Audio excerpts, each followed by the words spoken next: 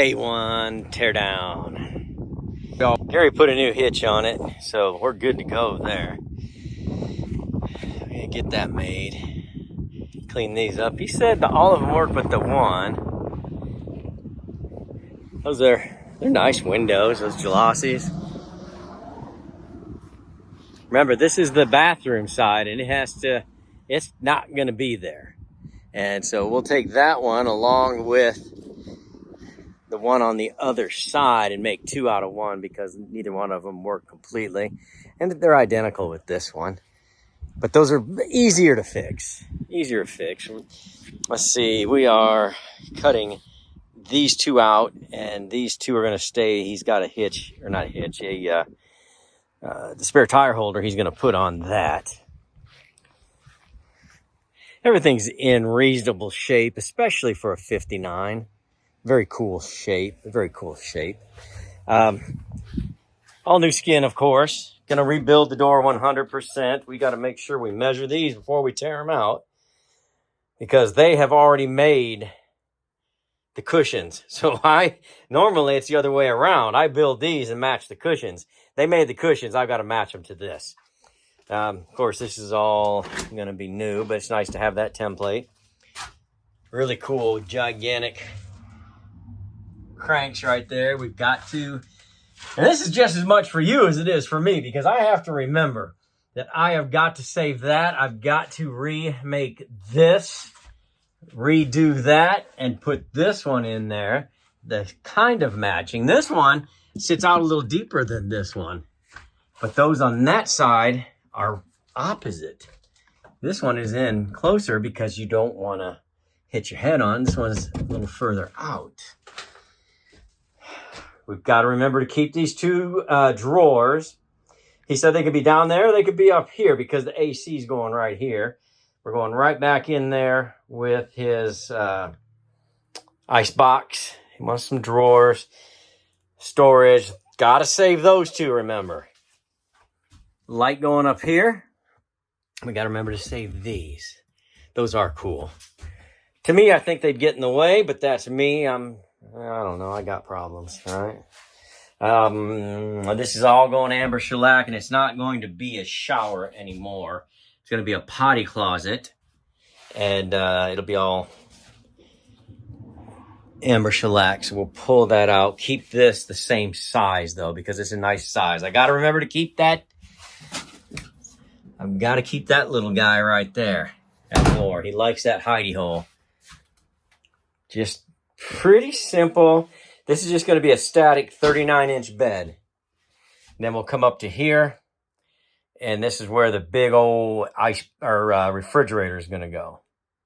Try to give him a little storage up there. Storage under here. This may just turn out to be a lift up or doors.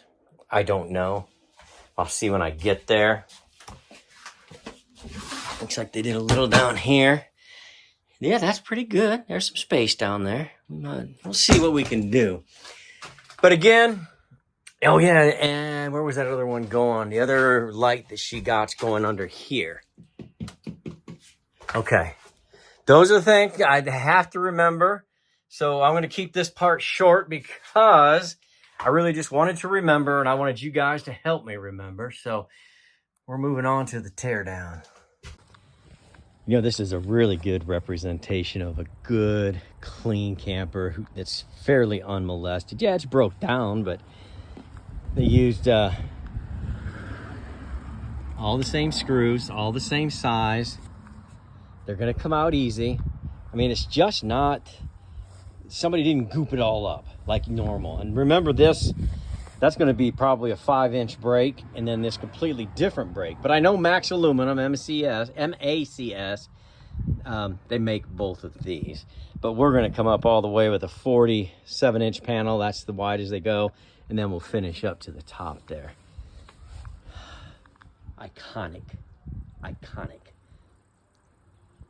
Gary, I got an idea. This is on both front sides, that window. This is gone. That matches this.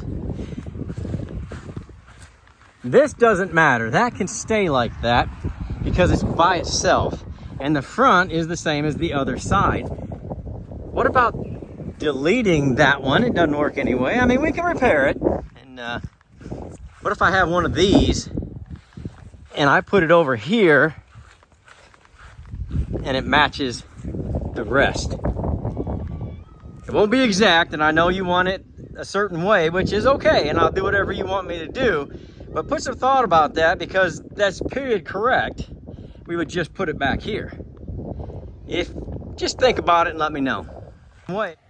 All right, I just had about an hour and a half to kill this evening, because it's right after work. So I took out the windows, the baggage door, obviously, the door, the back window, took off the lights, side window, took a lot of screws out. That window, and I'll be dipped if that isn't 3 separate windows. I thought that was one big window. I feel foolish now. As opposed to, I don't know, I feel foolish a lot of the time. But anyway, 3 windows. It'll make it a lot easier to work on, and a lot less chance that I break it. That's where we're at, just an hour and a half in. I've got a whole day tomorrow to see what I can do. All right, I'm tearing down, but before I completely tear down, I have got to measure the roof. I don't like to take the roof off and then try to measure it. So what I do is I take a screw down, right, first try, right down here, I back it out, and then I hook this on. This is 100-foot tape. And then I'm just gonna throw it over the top, come back down to here. Oh man. Right there. I'm gonna measure it. So that's how I measure my roof.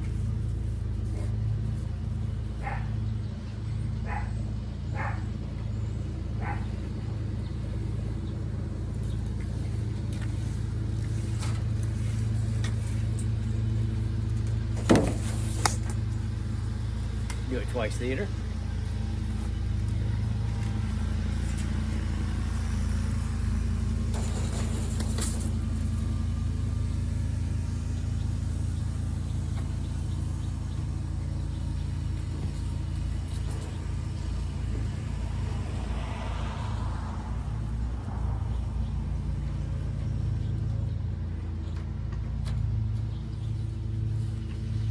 And there's parts to this.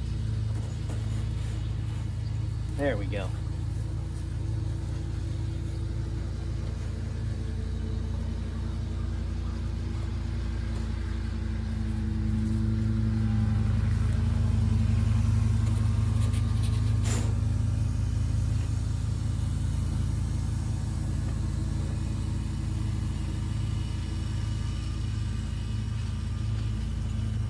"23 feet 8 inches. Why does that matter, other than the obvious reason? Because I don't want to order more than I need. 27 feet 8 inches. So on the front and back, I'll have to take 47 inches off, because one panel goes up 47 inches. So 47 inches off of each side, 94 inches, minus the 27 feet 8 inches will give me my roof measurement, but I will add 2 or 3 inches to each end. That way I can put this pattern on the back and on the front, and then I'll go flat from 47 inches up. But I've got to be able to put that Pittsburgh seam into the front and the back. So I'll set the front in the Pittsburgh seam. I'll run the roof to the back. It'll be anywhere between 2 and 4 inches long. Then I will cut the bottom piece, not the top piece, because it's a Pittsburgh seam. So I'll cut the flat end, and then that will be my roof. That's how I do that. It's probably a way easier way, but that's how I do it. It works every time.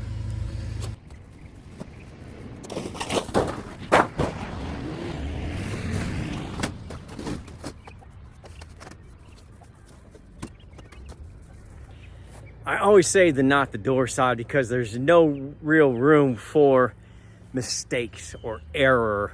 So I put this together, and I will come back now, screw it together, and that'll be my template. And I'm probably gonna save this one. It's a very iconic shape. I really like it. So as you know, I saved that comet shape for a template, the whole not the door side. So, and of course I got a Scotty or two laying around. So I'm gonna add this, I think, to the collection. So I'm gonna screw it together, use it when I rebuild that side and the other side too, because I'm gonna do them both at the same time, as you've seen before. So I've got my template, and that's how I do that. And I have all the measurement I need right there. And you saw earlier in this episode, I measured the roof, and I already know it's 84 inches wide. That's all I really need to get going. Now I'll save the other side for a while, just so I had the door measurement where it is and everything. I could do that right now, but I like to set it off to the side, and it just, I don't know, just that's me. It doesn't have to be you, but that's me. That's where we're at on that template. That's what I do. Sometimes I think I like looking at the structure, how it was built. I think some of you do as well. I'm not gonna spend a ton of time, but like these front and these back, the geometry looks pretty cool. Haven't got the roof off yet. I'll get there. Just wanted to show you this before I messed it up anymore.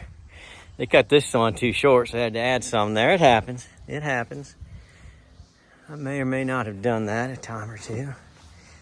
Anyway, that's the structure. I think it's cool.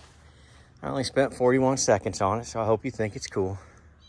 I'm RIP 1959 Mobile Scout. I got a couple trips to make to the dump. Look at that. That has a 3-inch 2x4 right there, right there. Coming back, coming back, coming back. Then it stops at exactly 12 feet here. And then it puts this little board out and down just so that it can accept that big curve on that rear end. So that's what that is. That's where the shower was. Everything's looking good. This was a well-built camper. It came apart, not easily, but well. Good, well, good. You know what I mean. I didn't need to keep those, but that's how they came out. I'm like, okay, all right, I'll keep that. Get some inspiration. I kept these two drawers. I don't know that I'll use them, but they came out real nice. And there's those bottom drawers that they want to be just like that. And the fronts may, looking at them now, they probably won't. But, you know, I've got them for templates now. And that's the big part that went by where the stove used to be. There is the gaucho bed bottom. It's got a real nice detail off the back there. So I kept that. That's the sink. We're going to reuse the sink and the only one of those, but we're going to put both in there. There's the dinette seat I will reproduce. And this is all those shelves, and then just that cool little secret door. Little shelves, table, dinette. Then I kept the skin, not the door side skin, over here. I may run this over here and remove